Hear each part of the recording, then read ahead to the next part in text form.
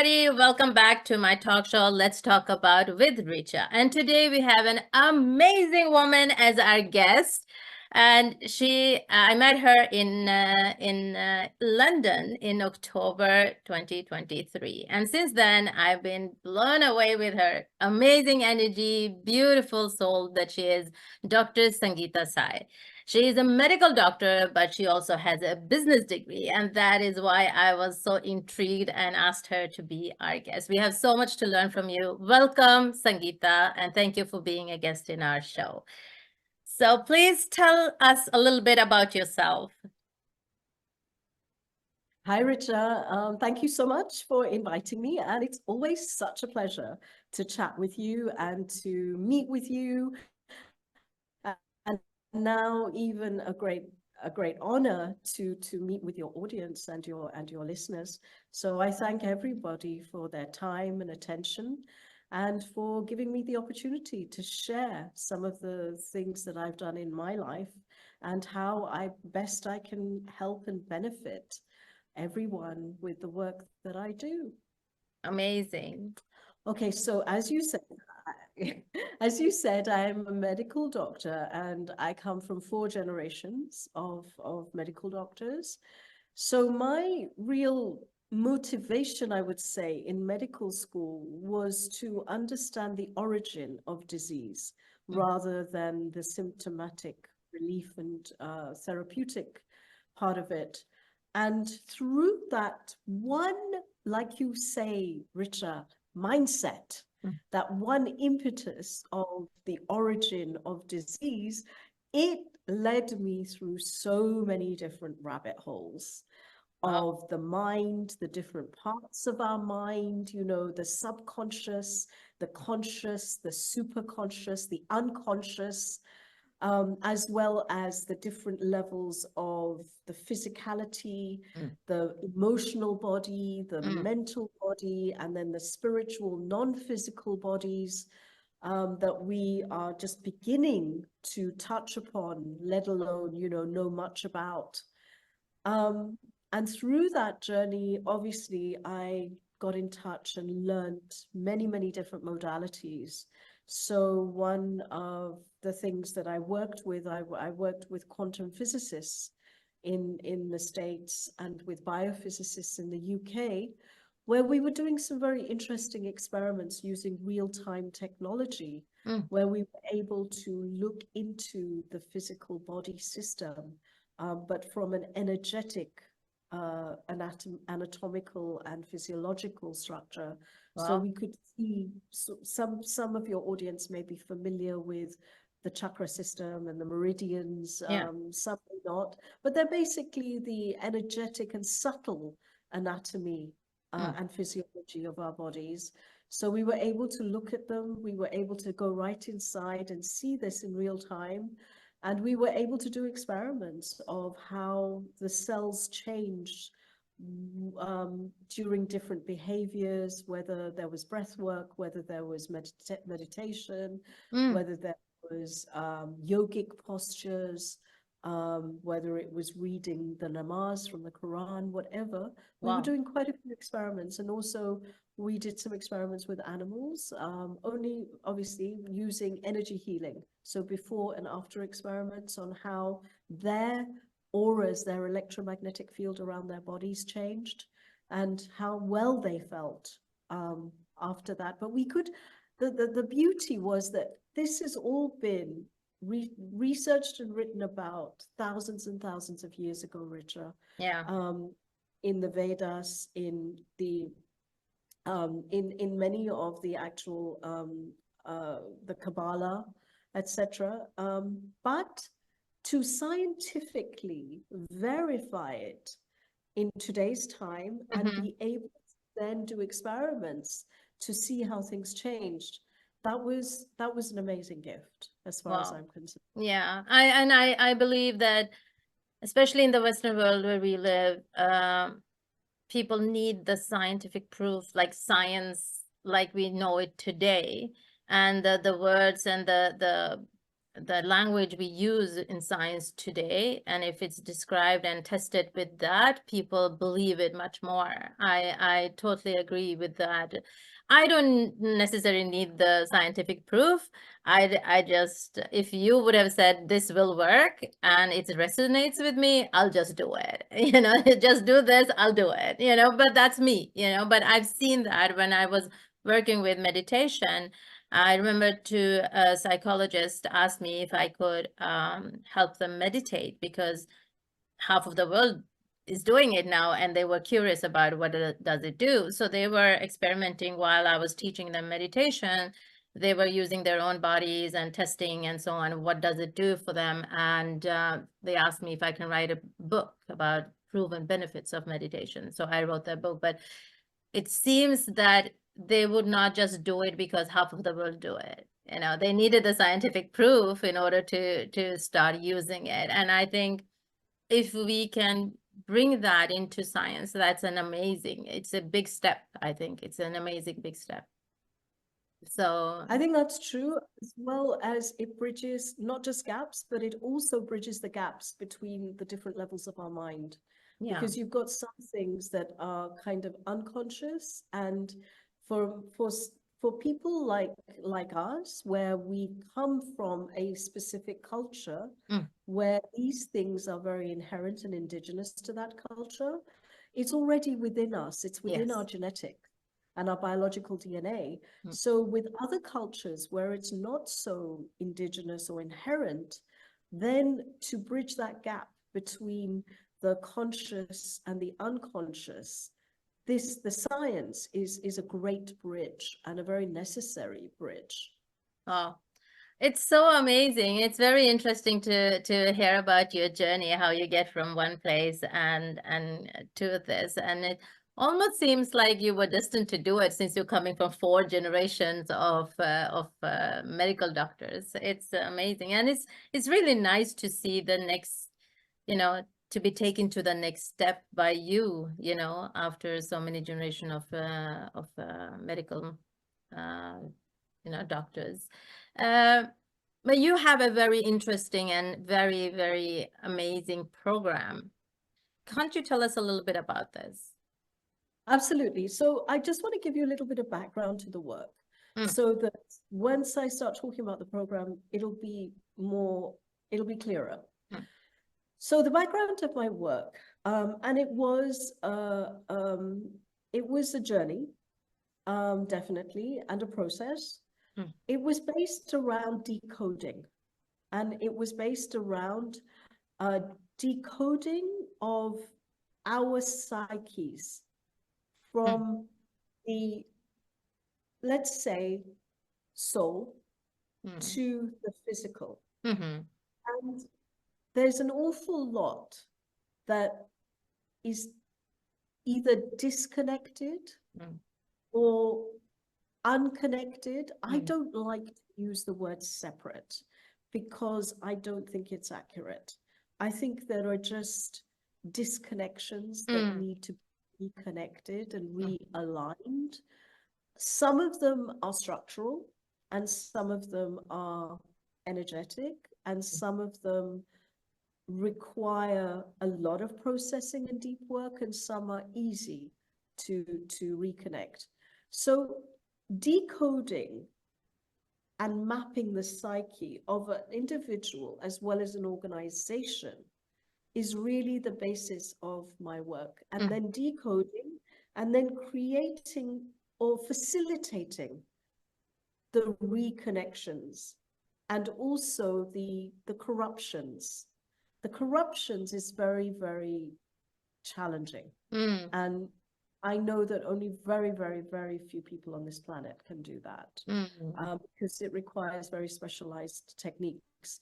But through that decoding, what I realized was a lot of not just release, but cellular transformation can occur, which is connected up with, obviously, regeneration and rejuvenation, and on the psyche level, Richa, reinvention.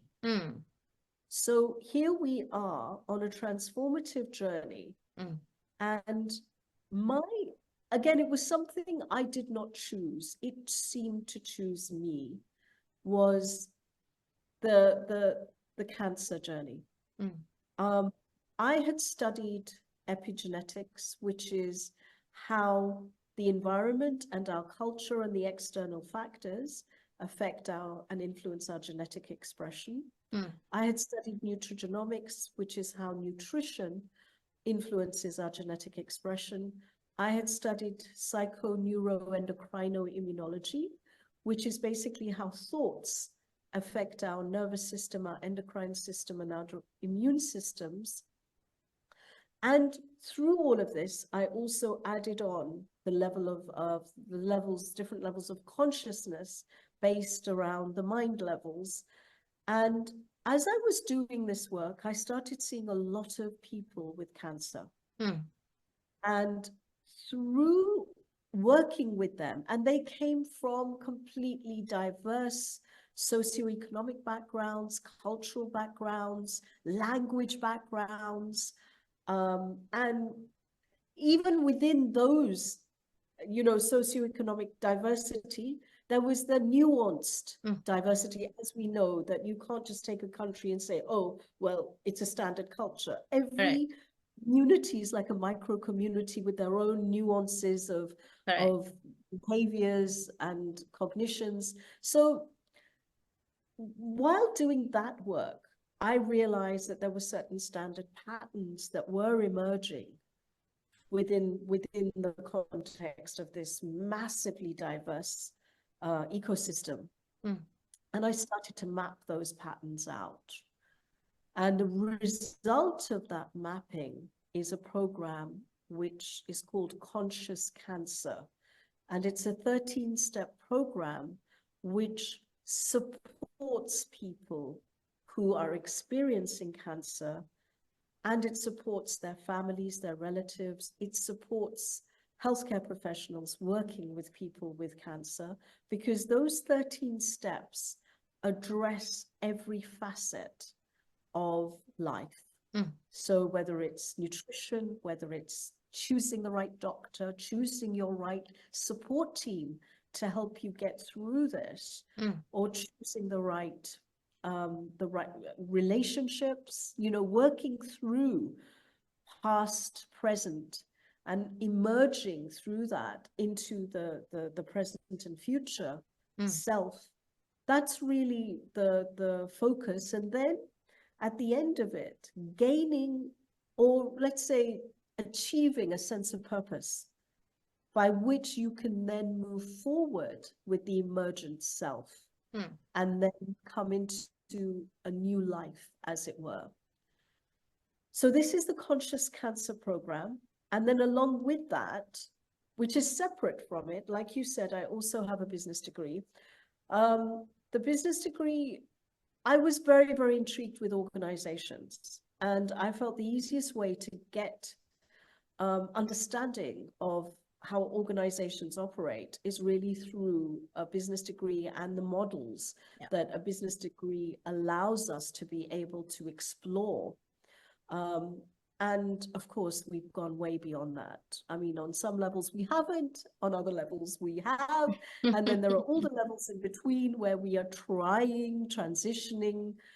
And that was very interesting for me, because I started to see how we could use these sort of decoding mechanisms on a bigger level. And that's where the quantum physics model and the quantum mechanics model came in for me, which works on bigger magnetic fields. So with that, I have a mentorship program for genuine leaders, where again, the core focus is on decoding and well-being. But that then emerges into organizational structure. It emerges into balance, into harmony, and into really good, integral, with integrity, business practices and behaviors whereby we can actually do business in a way that benefits all and is a win-win for everybody, including our beautiful planet and environment that we live in, which is really, really important nowadays. It is. I think we are in a right time, and it should have been on the agenda long back, but I think it's important that more and more companies are being forced to put it in their organization systems, their structure, their production, in every level, and be accountable for it. Not it doesn't help to just say it's sustainable or it's environment friendly. You have to prove it. You have to be accountable for it. So that's high time. I think it's very, very good. It's been talked about for ages, but it's now we can actually see it's being implemented with some effects, and I think it's good that we all are being held responsible for it. It's amazing. I think that's the key now. That's the shift that I see is we all now have to take responsibility. Yeah. Whether it's self-responsibility for our own well-being and our life circumstances, or whether it's business responsibility as a whole. Exactly. I think we're now being asked. Exactly. Actually, even asked, we're being forced to take responsibility. Yeah.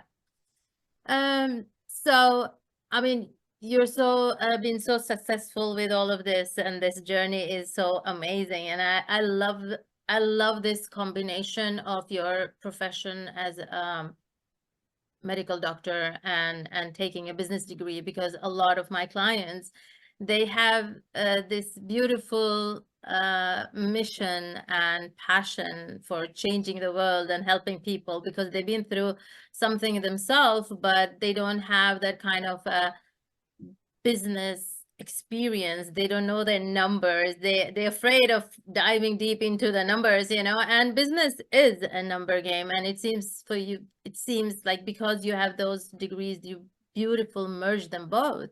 But how do you define success? When do you feel successful? Fulfillment. When I feel fulfilled, I know I've succeeded. Now, there are days when, like seeing X number of patients or clients and it translates into money is fulfillment. There's a satisfaction there. Let's face it, I know, because everybody's been there. Yeah. And there are days when I work with my NGOs, my nonprofits and charities, and I feel incredibly fulfilled by the experiences that I've had. So fulfillment is also not a fixed definition. Definitely not. Yeah. Day to day, mood to mood, time to time, based on what it is that we need at that moment to experience. So I think that's something that generally people need to also get used to, is nothing is fixed these days. There's no fixed definition of success. No. And most people can't get their head around that. No, a lot of people do say that when I have earned that much of money, I'll feel successful. They have a lot of conditions for when they will feel successful. That is why I also ask, when do you feel successful? Because you could be feeling successful just accomplishing a few things per day, because that could also be a huge challenge for a lot of people to keep that momentum going. But I love your answer that when you feel fulfilled, which you can do anytime, experiencing anything, it doesn't have to be connected to money. But when you are a business owner, it often is, because that's how you measure it. So yes, and I love money. So whenever it's in my bank, it's coming in, or I close a client, I feel successful. I feel, I do a little victory dance, and I do celebrate. And and my next question is, how do you celebrate your wins? Oh my God, I'm pretty normal in that way. I go out, have fun, Yeah. obviously celebrate with people. That's a real celebration. Yeah. But there are times that I can't do that, so I'll go out and buy myself dinner Yeah. and a glass of wine or champagne or whatever. Yeah. Mine You know, is I even want to say to you, there are times, Richa, that I've gone out and bought an outfit, brought it back home, and if it really looks good, I feel fulfilled, and that's a success for that day. You know? correct, correct. Finding a good outfit is a task in itself. Yes. You know, I don't like shopping. I hate shopping. So for me, finding something that I like, I keep it. You know, I just that is a huge task for me. And if I can find that, that's fulfillment for me. But yeah, I also do that. I like to, a lot of my audience know that a cup of coffee, a good cup of coffee could be what I celebrate with. You know, if it is sun outside, I'll sit in my veranda, I take a full, hour off and just be, because that's my celebration. Because it's not like I'm surrounded by people all the time, so I can't celebrate with everybody. So just that sometimes sitting quietly and sometimes just going out with friends and having a dinner or party or whatever. So it depends, but it's important to celebrate our wins. But you do so much. Well, You know, exactly. you have No, but exactly though. clients and you have patients and so on. So how do you manage your time? Because you were talking about this balance, work-life balance. How do you balance it? How do you manage your time? Okay, so I don't want to say whether I'm lucky or fortunate, but the reality is that I do not have children. I don't have a partner right now. So basically, I'm pretty flexible. Hmm. I work 7 days a week because I have clients all over the world. Hmm. And I can actually, create my own schedule Hmm. in terms of time zones. Hmm. So I can take my own breaks in what benefits me and what's comfortable for me, and of course for them too. Hmm. But I don't have, I think the biggest thing is I don't have structure. It's flexible structure. Hmm. That's the key. So it's not a hardcore structure, but it's a flexible structure which says, you know what, I'm happy to work on a Sunday. I'm okay working on Saturday evening if that's what's required. And I'll take another time window off in another part of that day rather than that evening. So it's getting out of the conditioning that Mm. we've been in, even related to structure. Yeah. Yeah. So that's how, and I feel actually really good because there are times that I want to go to bed at 8 o'clock in the evening and wake up at 3 o'clock in the morning. And there are times when I want to go to bed at 2 in the morning and wake up at 10 in the morning, So it's flexible and much more based around what is happening that day, Mm. that event, or Mm. whatever. And I think it's exactly your example of celebration for yourself. It changes Mm. according to what you need or want to do Mm. at that time. Mm.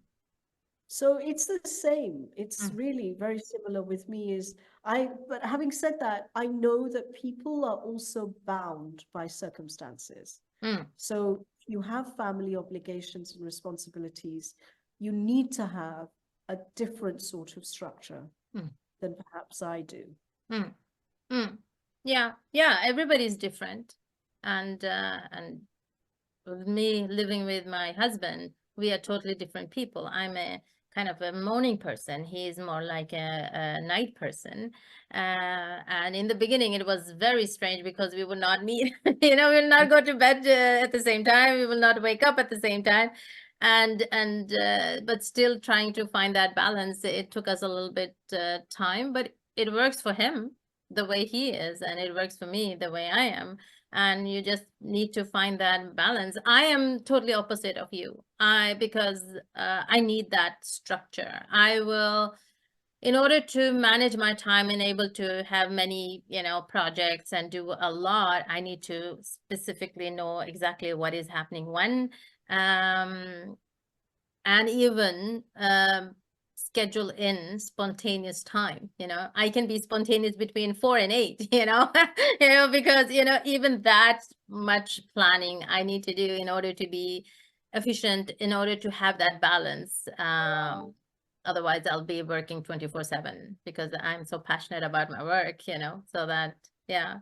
But with all of what is going on, and as you say, you wake up when you want to and able to, and you celebrate with your friends, and how do you focus on your health? All of these things were routines and so on, but Okay, so it all fits in because it's like it's all kind of fits in the same way. Um, I don't. Okay, so I don't want to mislead. I don't really wake up when I want to. It's not like I do whatever I want to do, but I also have many, many projects in the day. But what I do is instead of fixing it, I say, okay, I'm going to work on every single project. There are certain things which are fixed. So appointments are fixed. Work consulting is fixed based on other people. But Yeah. then the other projects which require creativity, planning, design, I can be more fluid with. And as long as I work on it every day, I'm okay. It doesn't have to be a fixed time that I work on it. Now, keeping healthy for me personally, rest is essential. So it's also about eating the right food. And the right food is not a standard like, oh, this is my nutritional diet. It's really about what is right for my body. And that's how I work with my clients. Not even at that time. Actually, there are phases. Like right now, I'm not a big sort of meat eater anyway. I don't eat red meat.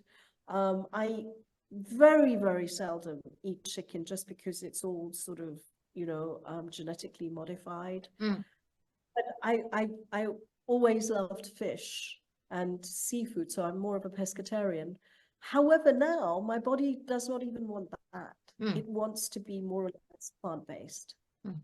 So I'm going through that phase of more and more of a plant-based diet because when I start to eat other things outside of that, my body doesn't feel good. I don't feel healthy. Same thing with rest. There are certain times where I just need to rest during the day. Maybe it's just a 10-minute power nap. They're amazing. I Just know. that. It's just amazing. That's so I weave it into my everyday life. So whether it's nutrition, I walk everywhere because I don't have a car consciously. And in London, I live mainly, I live in many countries, but I live a lot of the time I'm based in London.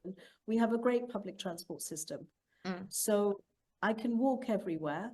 So I get it's not just exercise from walking, but I'm active anyway. I've always have been. So these are like primary things that I think are really important. They're the foundational steps of health: rest, food, nutrition, and movement. So whether it's walking, whether it's exercising, whether it's dancing, whatever it is, as long as there is conscious movement, that's really important. I love that. I love what you said there, and that you use the word movement instead of exercise, because I think a lot of people put the word exercise, it's like, oh, you have to sweat, you have to work hard, you have to strain your body in order to do this and this. And already by listening to the word exercise, people kind of reject it, say, okay, I'll do it tomorrow, but just a movement could be something beautiful. It doesn't have to be exercise, but movement is important. You can have a good experience by moving around in a park or walking, or just playing with your kids, or just just moving your body and not just sitting all day. I think it's more important, as you said, conscious. Be conscious about your movement. I'm a dancer, so I love to dance, but I'm not able to dance every day all the time. So, but when I do it, I'm very conscious. I'm very focused. I'm very particular about how I dance. If I'm going to use it as a conscious movement thing, not when I'm party dancing, but when I'm just, So even if it's 13 minutes, 15 minutes, it's my movement time. So I love that phrase which you use, movement instead of exercise. It's really And good. housework, Richa. You forgot housework. Yeah. You know? I am not gonna, tell that I do a lot of housework, but I get my children engaged in it. So we do like, now we have to watch the house. So then we'll do it. So it's not something I do every day. So I can't say I'm good at it. So that's why I didn't mention it. But my mother is very particular about that. That yes, housework is good movement because you sit down, stand, and you work with your arms. So yeah. I think honestly, that's the thing that I've seen over and over is we made everything very superficial. So exercise to me is superficial, and therefore it's a chore because it's not natural. Yeah. Whereas if we weave things into our natural life and our natural world, then it just becomes a part of who we are rather than extra that we have to do this. And it becomes like a major chore, and it becomes a thing, a thing that we have to do. Yeah. And it becomes stressful. That's it, The whole point is stress. Yeah. You're stressing your body by exercising hard, and then you're stressed about exercising as well. So you have double up with stress, which is not good at all. Yeah. Yeah, that's the point there.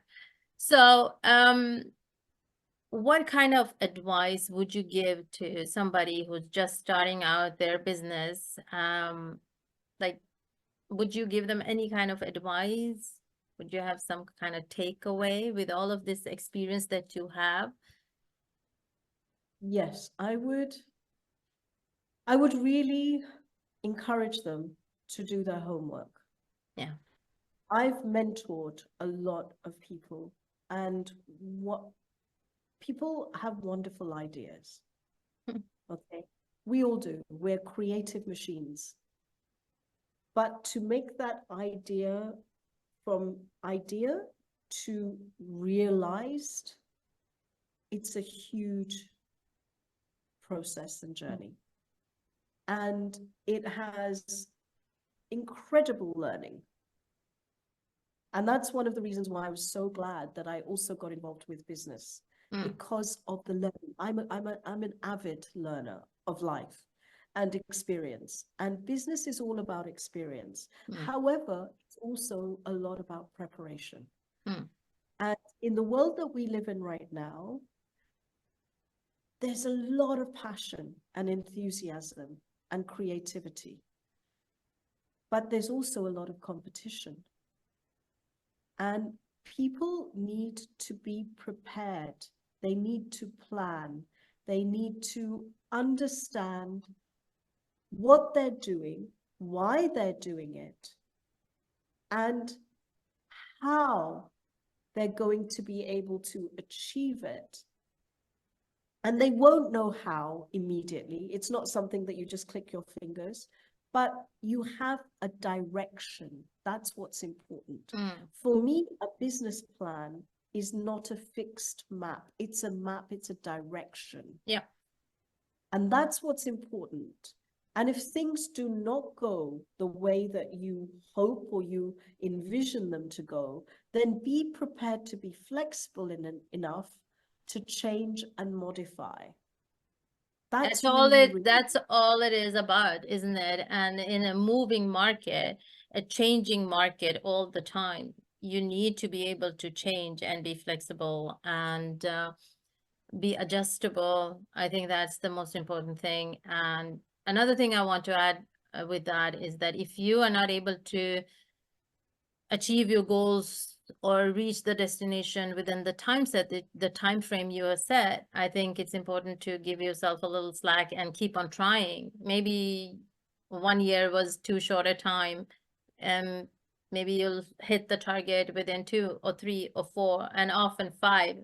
And it's when it's hit 5 to 7 years that I see most of the clients, actually, get somewhere and at least get to the middle of where they want to be and achieve. So I think, yeah, that's a really, really And I nice. think also,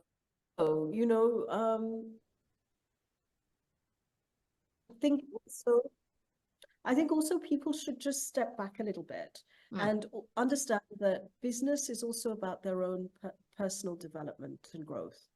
So yes, it's about making a business, it's about having profitability, it's about achievement. But part and parcel of that achievement is their own growth. That's really important, which I don't think people fully embrace. And therefore, failure is not failure. It's just another learning experience of what not to do, or what not to do in those circumstances. I mean, I've had lots and lots of dead ends in business, in medicine, and in my work as far as medical angles are concerned. I would say it's been different. It's been really a smooth sort of space. The challenges there have been different because I was very innovative and creative in the work that I was doing with medicine. So I had to keep a low profile because I didn't want too much attention to be drawn to it because of the medical system. But then with the business work, I've had many dead ends and things where some things worked, other things didn't. So to look at failure, just look at it as something just didn't work. That's all.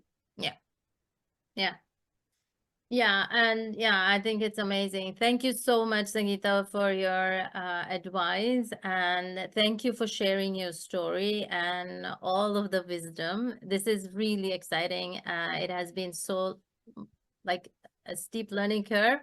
And if people want to get in touch with you and learn more about your program, we will share all your social media handles and the web page so people can go in and look at your programs and your mentorship. And thank you again for joining us. Thank you, Richa. Thank you for a lovely conversation, as always. And yes, please, I encourage your listeners to reach out if they want any help, or they have questions related to any of the things that I've spoken about. And thank you for listening and for watching. It's been a pleasure. Thank you all. Until next time, take care and be kind to yourself and to others. Bye.